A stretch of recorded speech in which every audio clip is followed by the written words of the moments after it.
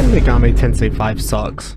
Well, that's what I would have said if you asked me a couple years ago. Back in 2021, if you walked up to a Shin Megami Tensei fan and asked them what their favorite game was, you'd probably rarely hear the answer, Shin Megami Tensei 5. Which is fair considering that this game was probably the worst game to come out of Atlus for a while, as a mainline SMT game and a Atlus game. I mentioned this on my last video on this topic back when my channel was just a little baby, and I highly recommend you don't watch that video, but the game looked incredible. Like, you can't deny, the game was looking phenomenal. Like, it really made you feel like you were in a demon world. But under all that makeup, there really was nothing going on in the game. The story lacked, well, pretty much everything and had a lot of performance issues that were just never fixed to this day. But that was 4 years ago, and now remakes of games are just like a common occurrence for Atlus games. The obvious thing to do here is to just remake it all over again, except this isn't your typical remake. I don't know what Atlus was thinking that day, but it's a bit insane to me that they just decided to make the remake range from 80 hours to 160 hours. I thought about talking about everything that was changed and fixed in the remake, but then I realized I'd probably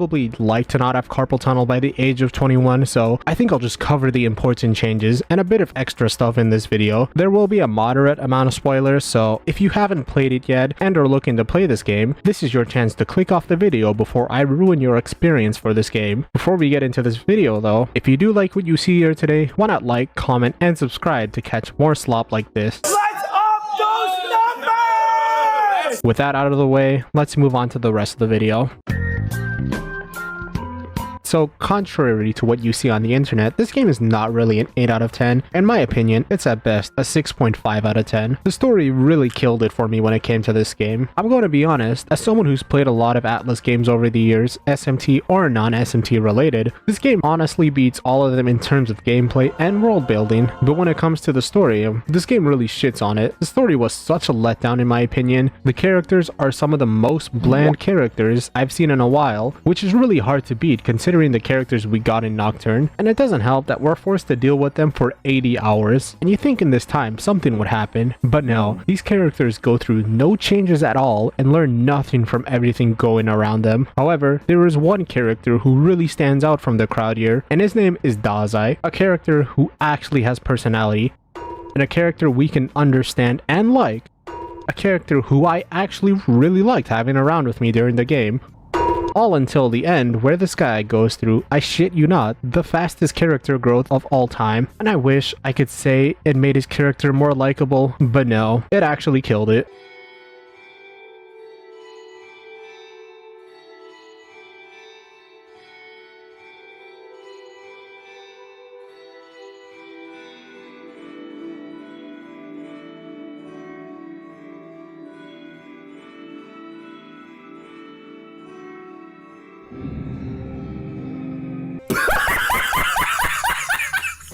This guy becomes the most generic bad guy I've ever seen in a story. Like, this guy actually rivals the Subway Slammer with how comical he becomes. Stepping away from the characters for a moment, one thing I actually like in the SMT games is that your dialogue voices actually matter and have weight to them. And I thought this game would have the same effect when choosing them, but no, not at all. Which really surprised me when it came down to the big decision moment, because this game, for real, just lets us choose what ending we want. This basically implies that I could have been a total dick towards everyone and still at the end be like, you know what, I actually like you. Like, what? What was the purpose of you giving me the option to say these things if they never even mattered? The progression of the story is also not that good, because the format of almost all the areas of the game basically consisted of go from A to B, cutscene, go from A to B, cutscene, repeat this process over and over a few more times, and you're pretty much done with the game. There really was a lack of depth to pretty much everything about the story, but enough about that, because I'm going to do something I rarely do in my videos. I'm going to compliment the game now.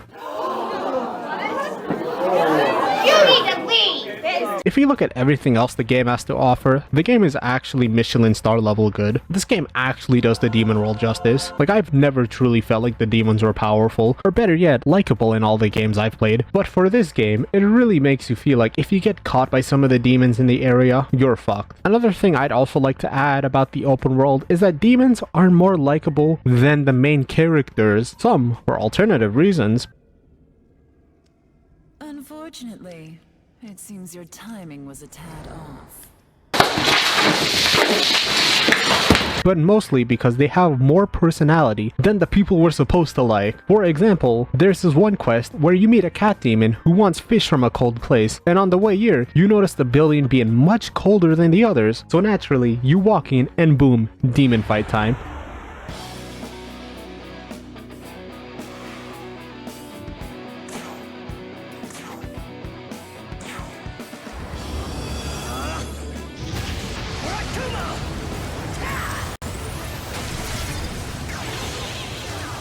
You think that this would be the end of it, but no. The demon then says not to kill them because they were simply protecting the place because their owner passed away and wants to preserve his memory by protecting his meat. I'm not gonna lie, the first time I heard this, I immediately thought to myself, What have I done?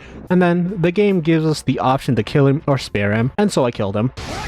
Just kidding. Obviously, I saved him, and it actually turns out to be the best choice because we end up getting the fish anyway and sparing the demon in the process. That quest alone had me more hooked than the entire 50-hour main story quest. Alright, enough with the glaze. I have a few more complaints about this game, so let's just get these out of the way so I can spare myself from writing 2 extra pages on why I don't like this game. The human world is boring as fuck. I don't like how we barely have any reason to be there or go there. I think it's very underutilized and lackluster when it's not the main focus of the story. Expanding on the story, I don't like how even though the game follows the same concept as every other main SMT game, it's probably the most boring out of all the other games and the least creative when it comes to the story. The chemistry of the main cast is so artificial, it's insane. We don't get a scene where they're acting like teenagers, or better yet, humans in the story. Every scene we get from them, it's always about the demons and stuff. I don't like it. I also don't like how fighting bosses can sometimes feel like an endurance match because how fat their HP bar is. That's all the issues I can think of for this game. Would I recommend this game? Hell no. This game is not worth it. This game is not even close to an 8 out of 10, and more so a 6 out of 10. So let's just slap it on the tier list as an okay game. You're better off spending your money on Vengeance instead. Speaking of Vengeance, so let's just start by addressing the elephant in the room. Yes, this game is much better than its predecessor. This game fixes a lot of issues I literally said a minute ago. The human world being boring? Don't worry, we got quests in the human world too now. Lack of creativity? We have those now. Main characters feel like robots instead of humans. We finally got a scene of human interactions. Like a company listening to player feedback and acting on it. Clearly haven't reached $1 billion yet. But anyway, I did mention how we have human interactions between the cast, and well, that's just the tip of the iceberg because behold, and I present to you good storytelling. Now, I mentioned this before how the original SMT game had like zero creativity for a concept repeated in every game, and that is true, but I also would like to add, I had no fucking idea who the antagonists were because like every bad person we meet shows up for like 5 minutes and then fucks off later to only show up at the end of the game. Like, I'm going to be real, I genuinely thought this guy right here was the antagonist, but no, he shows up and leaves only to show up at the end. Some may make the argument that it's Lucifer because he wants the world to be destroyed, but no, because he does the exact same thing. However, things are different for Vengeance because the game establishes the people we're fighting against already, the Kadishtu, a group everyone sees as a threat. Yes, I literally mean everybody, and remember how I said the game really annoyed me with its go from A to B concept of storytelling? Yeah, well guess what? We get variety. Not only do we go from A to B, we also get B to A, and sometimes back to a completely different A, which I actually prefer because it literally means more story events occur in the game. Speaking of the story, the characters, my god, do they feel like real human beings now? Instead of Dazai carrying the story here, everyone does their part. No one's utilized more than the others, and we actually learn more about what they believe in and why they do the things they do, especially from this girl. I didn't mention this earlier because I actually forgot, but this girl, Tao, is basically meant to be Jesus and help save the world. And basically, we don't expand on that. We don't learn why she does what she does. She's just pure good for some reason. Doesn't matter because she dies halfway into the game.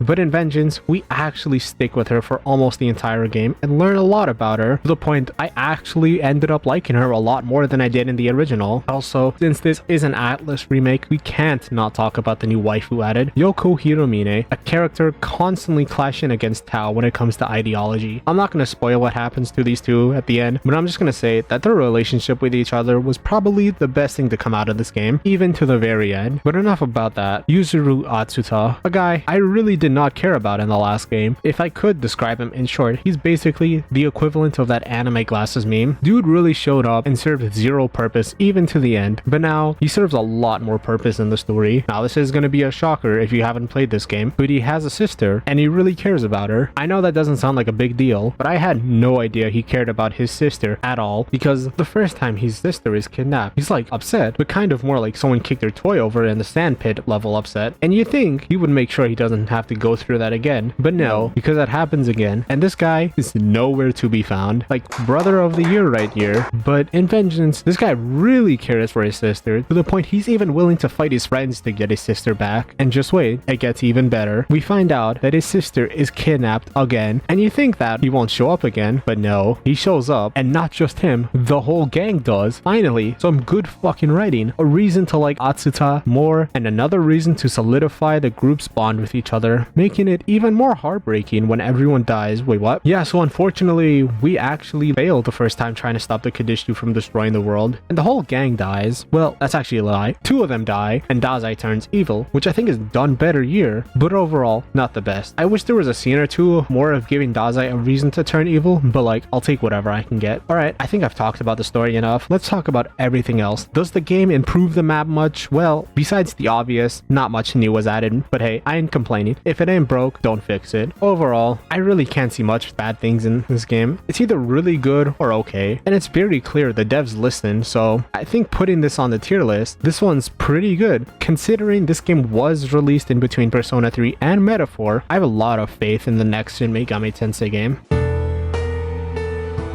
So that's pretty much my thoughts on this game. A game I really didn't care about to then become a game that is honestly one of my top 5 games in 2024. I could have gone over things such as being able to use story characters in your party, or how traversal is executed better, or how there's a whole ass demon with yoga pants. But like, this game is quite literally over 160 hours long, and I don't have all the time in the world to constantly work on videos. However, the next game I am going to be covering is a bit less, actually, who am I kidding? A lot shorter than this game, and that is Persona 4, a game highly regarded as the best Persona game out of the series, and well, I'm going to see that for myself. So if you want to see me play that, be sure to follow my Twitch down below, and if you like this video, be sure to like and subscribe, and comment down below your thoughts on this game. That's all from me today, and I'll see you next time. Peace.